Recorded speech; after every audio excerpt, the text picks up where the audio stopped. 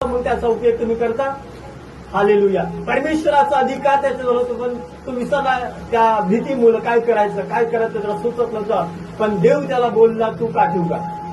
Hallelujah. मग तुमच्या जीवनात समस्या अडचणीशी तुम्ही लढत आहात. तुम्हाला आणि मला काय केलं पाहिजे? आम्ही बोललो पाहिजे, आम्ही अधिकार चालवला पाहिजे. पहा, परमेश्वराच्या नावात निसात एक गोष्ट घडू द्या. आमीन. तुमच्या बिमारीला घेऊन बसू नका, तुमच्या दुःखाला घेऊन बसू नका, कारण यहोवा परमेश्वराने तुम्हाला अधिकार आणि सामर्थ्य दिलेला आहे, ज्याच्याद्वारे तुम्हाला ती प्रॉब्लेम सॉल्व्ह करायचा आहे. त्या समुद्रातून तुला मार्ग काढायचा आहे, त्या रानातून तुला मार्ग तयार करायचा आहे, त्या खडकातून तुला पाणी बाहेर आणायचं आहे. हे परमेश्वराने तुमच्या हातात दिलेलं आहे. मोशेला हे ना देवाने सांगितलं, मोशे थांब थांब थांब, मी आलो आणि आता थांब, समुद्र बाजूला करतो, मग तुझा. असा देव बोलला का? परमेश्वर हे बोलला की तुझ्या हातात काय तुला करायचं आहे ते.